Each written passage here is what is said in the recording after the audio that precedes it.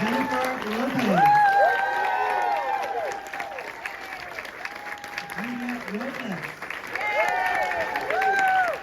And Anthony Robles.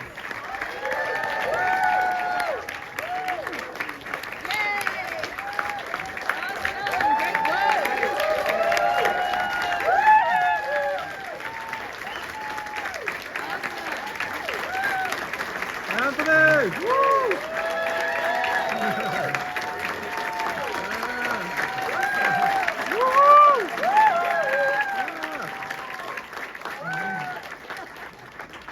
Jharrel is on his way to be stuck in traffic, so He just wanted to make a lady.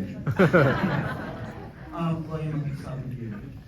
Why did you want this to be kind of your first film, your directorial debut? What was it about this that you were like, I have to do this? Well, I've been looking for something to direct for, it was like 10 years, but I was, like 10 years ago.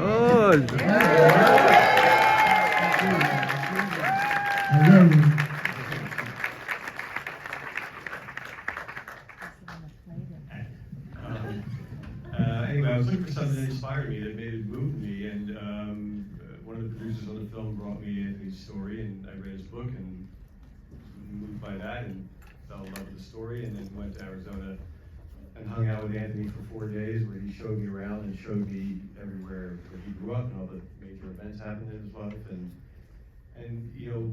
just after meeting him and being so moved by it all, I thought, this is a story I'd really like to tell. I feel like, the world could use, the world needs to know about Anthony, and I think, in a small way, it'll make the world a better place. And John, talk to me about when you first heard Anthony and Judy's story. Where was that? And just talk to me about putting that on paper and doing that justice. Well, Billy and I were talking about this yesterday. It's 7 years ago this month that we got together for the first time to talk about the story and the people and the images that we wanted to have in there. And I'd read the book, of course, but I hadn't met Anthony. And I went out to Arizona, and as Billy's talked about many times, and as we all know, coming into contact with him is an illuminating experience. Such goodness and such courage and such dignity. When so many people, myself included, would find something to complain about, he just finds an opportunity to overcome that. And I don't know, I feel like heroes are hard to come by these days. I don't know if it's hard to find them or hard to hold on to them, but I knew when I met Anthony that I was meeting a hero. And the degree to which you get to know someone is the degree to which they let you in. And Anthony and Judy were so open and honest that it made that part of the writing process an honor and nice not have to make something up, but to really serve a kind of a nobility, to be honest. Don, did you have wrestling knowledge beforehand? Only from brothers and friends. Absolutely not at this level, and not Anthony is obviously incredibly proficient and at the top of the game. But the first day that I came on set, came to see Billy and watch them rehearse, I was watching Jharrel and Anthony go back and forth on the mat, and I was like, this is really spectacular, and they're really, at the highest level of what they're doing and masking each other. Going back and forth and mimicking each other's moves, and it was just, I knew I was going to be walking into something really where I had to also step it up, and I was able to talk with Anthony's coach, his college coach, who played, and we carry on, Don. He would do this during my takes all the time. So he would, oh, I'm sorry, did I say something bad? Keep him on his toes. All the time. But no, it was just a great opportunity to, as these guys are saying, tell a story that was really inspiring, and you didn't have to reach for, creating facts. The facts themselves were fantastic. Jennifer, I was thinking about this when I was walking over. Over the course of your career, everyone on stage, we've gotten to meet a lot of amazing people in our lives. And talk to me about that first meeting with Judy, and what were some of the questions that you wanted to know that were permeating your brain that you had to ask her? The first meeting with Judy was wonderful. We met by Zoom, and I had tons of questions. I just wanted to know about her. I was like, just tell me what, about about your son. Tell me about your life. Tell me what it was like when he was born.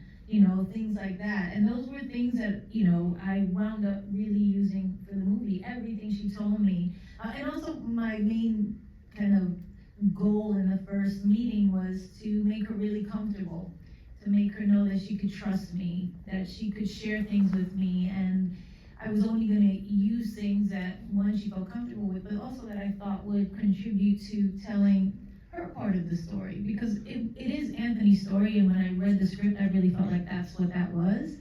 But once I met her, and I met her with Anthony, and then heard Anthony talk about his mom, I realized it was really about the two of them, and that there was much more that she was giving me that I could bring to the character that maybe even wasn't originally on the page to begin with, and it was already a great script. So for me, it was just, doing my job to the fullest is really required me to bring all the things that she shared with me into the character. And we bonded on being moms, obviously, and, wanting the best for our children, and also struggling in our personal lives, and the way that you have to kind of hide that from your children sometimes, all of the emotions that you have as a mom, and all the struggles you have, besides what you're doing with raising them, the personal things. And so it was enlightening, and a real opportunity to show that side of moms, I think. So yeah, it was a great first meeting. Lots of questions I had. Talk to me about navigating those scenes with Bobby, because there's so many intense scenes with him. Yeah. Just going to that place, and also just sustaining kind of that level that you guys have with each other, because it's so, dynamic. Yeah. Well, those relationships are interesting, right? Because there's a push and a pull. There's a love and a hate. There's a dysfunction to them that is codependent, right? And the kids don't understand that really. They just are kind of have to suffer that in a weird way while you figure it out as a woman, right? And so, but the thing with Bobby's character, he was so wonderful and the perfect person to play that character, because he is so charming and he is so funny. And he really got that thing that those type of guys have, where it's like, you don't really know if they're fucking with you or not. Like you're like, are you being mean or are we laughing right now? That kind of hurt, I'm not sure. I really like you, you're funny. Like it's this dynamic that it like those type of guys have, that they're so kind of charming. And they draw you in a way, and then there's this dark side to them, that comes out, and you navigate it, but it's not good for you, and you have to find a way out of it. And I think playing Judy and understanding that was a key for me. Judy, and I have to just ask you, you've been talking about this film for a while now, but what at this point has this been like? Just seeing this all play out, you have all these people here knowing your life story, you're a mom, you're an educator, but at this point right now, how are you feeling? Wow, there's a lot of emotions, because it has been such a process, at first being vulnerable, and then trusting a bunch of strangers, and then perhaps someone like Jennifer come in and then play the role of me, where like everybody knows who she is, and like 10 people know who I am, and 5 of them are my kids, So for it to be this, and then it took me a minute, to kind of even tell people that I work with, because it was so unreal. But I think the level of trust that I have for everybody up here, I think that made it a little bit easier in watching the film. The way that Jennifer played it, she was so authentic, and she played so many parts of me. The sadness was definitely there, but there was also the joy and the bond that my son and I share, and my family. And so it was pretty incredible to see it, and I have a new perspective on on me, because I keep hearing a lot of praise for what I've done, and it's very hard to see that, but I saw it. I saw the journey.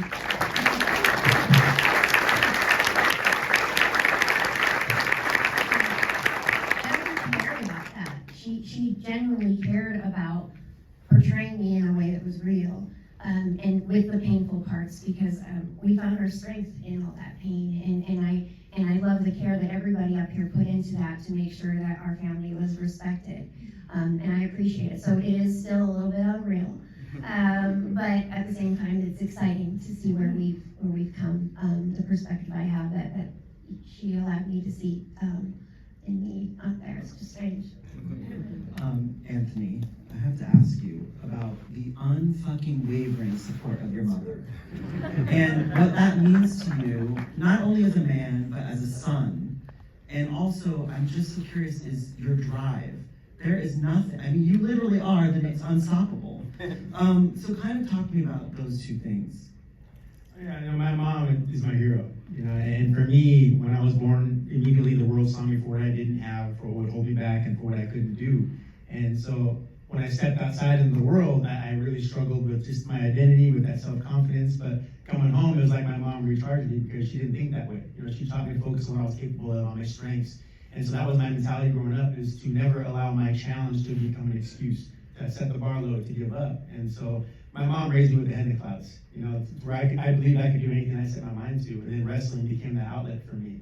But, you know, just kind of going through everything, I just learned so much through wrestling, through life, and I learned that you have to balance the positive and the negative. You have to use those things as motivation. You know, sometimes there are going to be negative things, there's going to be challenges out there, but you have to use that and harness that energy in a way that's going to work for you in your favor. And through it all, you know, you just take it one step at a time, like a wrestling match. You know, focus on the positive things, focus on those little battles that you win, the little victories, because I think, you know, at times as we're facing a tough opponent in life, we don't think about, you know, how far we're getting through it. I mean, the little things we're doing, we think about, you know, it's tough, you know, I can't do this, and you prepare yourself to lose that way. So my mom, she taught me not to think that way. She said, you know, one little thing at a time, and that's what unstoppable is to me, and I learned that from her.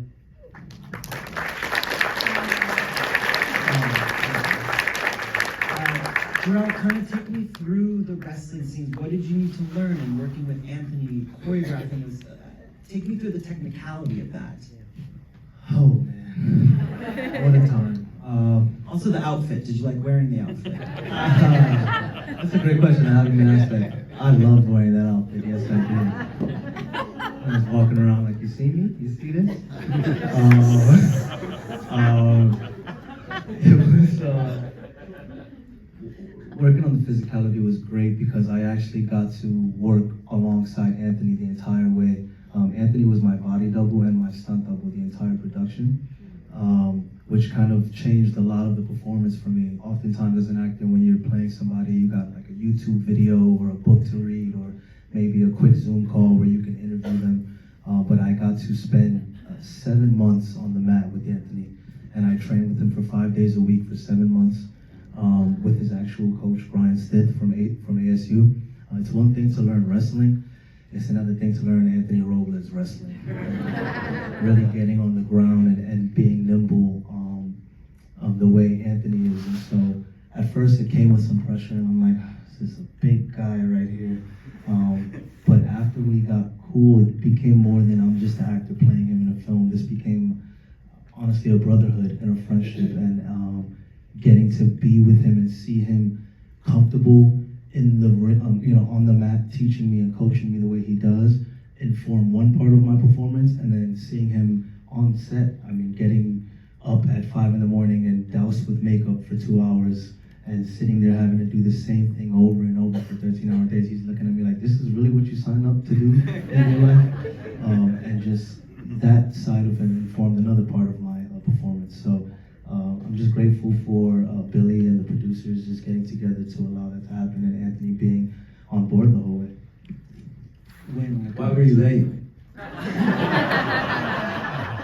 Damn it, Don. We didn't even say hi yet today. Wait, why is this your dream cast? And kind of talk to me about protecting this baby, because it's a real person's story. Well, you know, making sure that we represented Anthony and Judy and their whole family in a respectful and true way. I mean, it was sort of my biggest hurdle. I wanted to, you know, I've done, as an editor, I've done a lot of movies that are true stories, and you feel, I definitely feel an extra level of responsibility, but with Judy and Anthony, and I feel like, you know, I got to know them so well, I feel like, you know, this is my family now, so I have to do right by them, and screening the movie for them was definitely the most frightening part of the process, because I wanted so much for them to like it, and then to feel it's real, and that we're, you know, it's authentic, and, you know, all the things you want it to be, and luckily for me, they did feel really good about it. In terms of the cast, I couldn't be, it's a first-time director, I don't know how I could get any luckier than to have this cast. I mean, Jharrel is, you know, Jharrel was obviously the first person cast, and, you know, he's just such a spectacular actor. You know, I saw him in When They See Us, and I never thought of anybody else. I mean, you know, to have the sensitivity to play Anthony and the sort of physicality to play Anthony is really, you know, a unique gift that he has, and obviously, you know, the result is spectacular. And then, you know, from the day when John wrote the screenplay and we were working on it, we wanted Jennifer to play Judy, and the idea that it happened, and it was just like I think I was shocked that, you know, it took me a long time to go, really? It's really happening?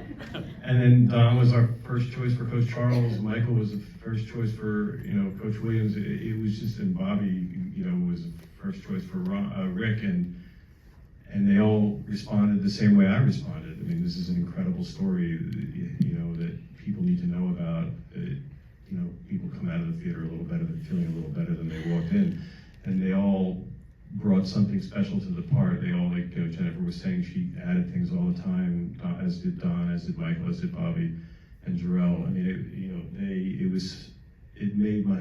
it made me look like a really good director, I think. And I credit them, everybody here to my right, for that.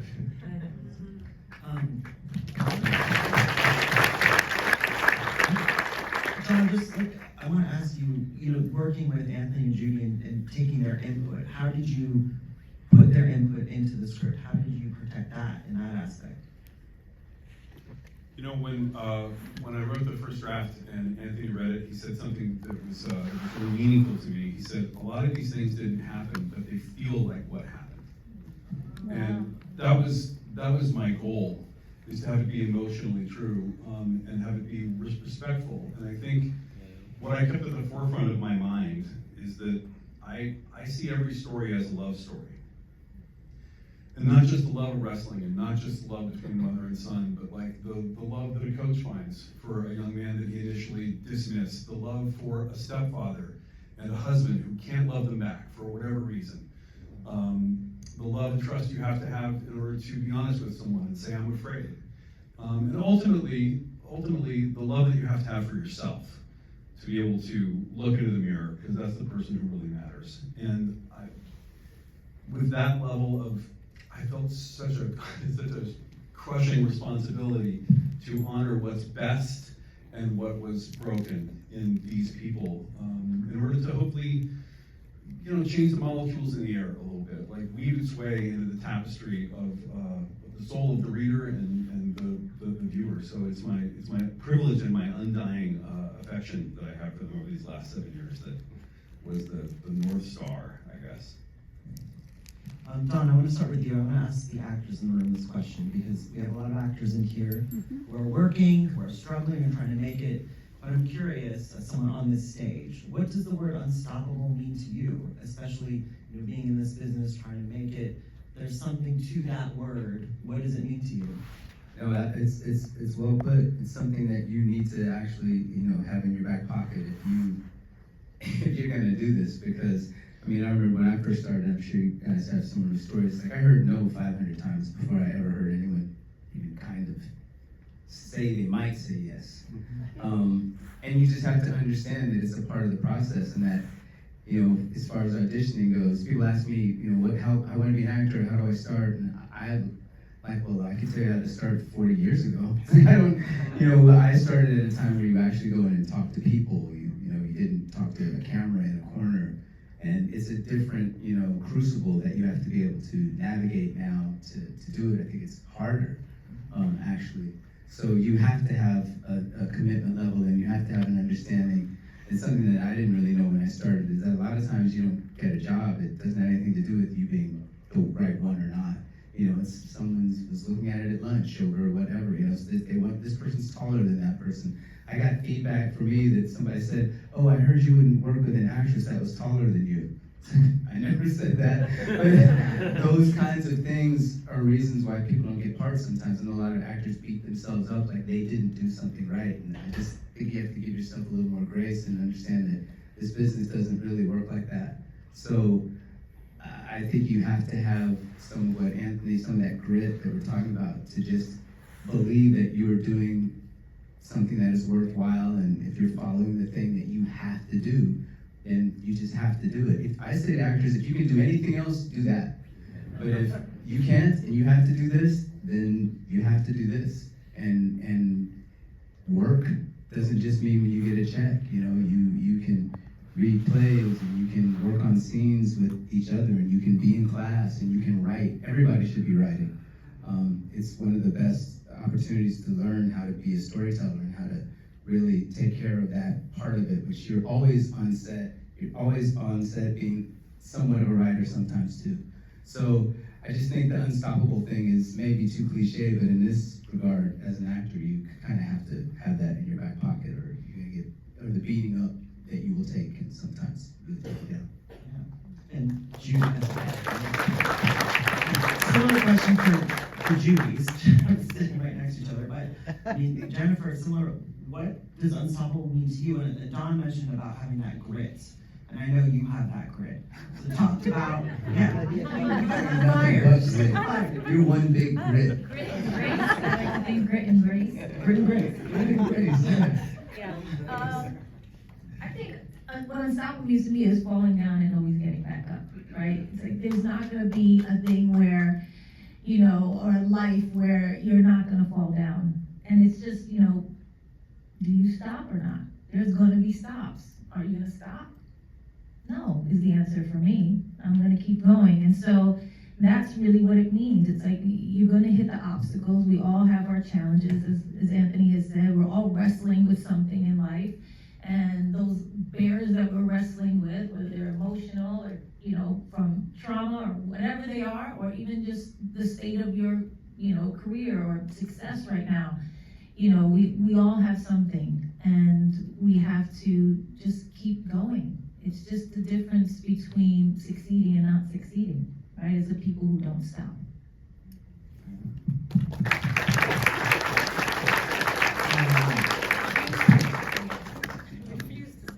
Yes, Judy, I'm just curious, you know, obviously you were unstoppable with your support of your son and just never giving up on that. Kind of expand on that in your own words and how, what obviously this means to you. Oh, okay, you said it really well. But I would have to say that the mistakes, if they're self-inflicted, if there's a situation in your life, someone else, something else that happens that may derail you, those scars, they didn't define me. Being married for 20 years, trying, and you know, feeling like a failure, I guess, when that ended, that doesn't define me. I chose to push through, and like God carried my family through so many struggles, but we kept going together. We supported one another, and I think that's the meaning of it for me.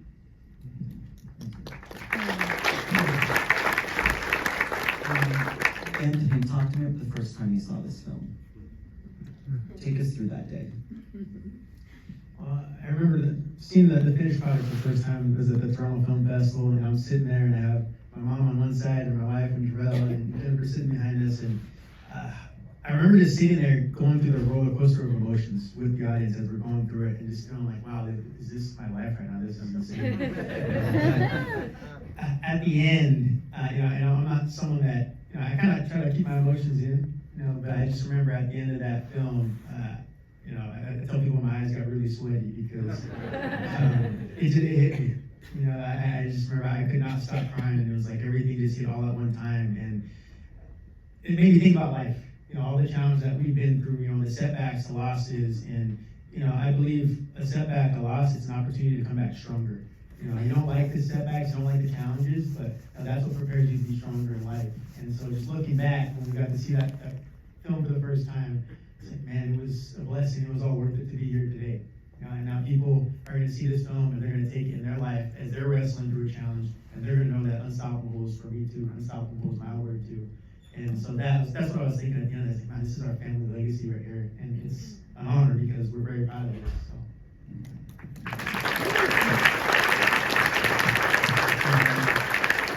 Jerome, final question, and we'll close it out with you. How did this film make you stronger? How did this film, working on this film, make you stronger? Kind of extrapolating off what Anthony just said. I literally got in the gym like the first time in my life. So, added some muscle, lost some body fat. But really beyond the actual physical and physique of it all, the mental, truly. It's impossible to spend so much time with Anthony and not adopt such a, I'll use the word grit, and the work ethic and a militant mentality and a yes I can attitude. Doing this project, I did things I never thought I could do. I pushed my body in ways. I mean, my body was literally in angles I never thought I'd ever see it. And once you kind of come up the other side of that, you just learn that there isn't anything you can't do. And so I'm excited for my next project to challenge me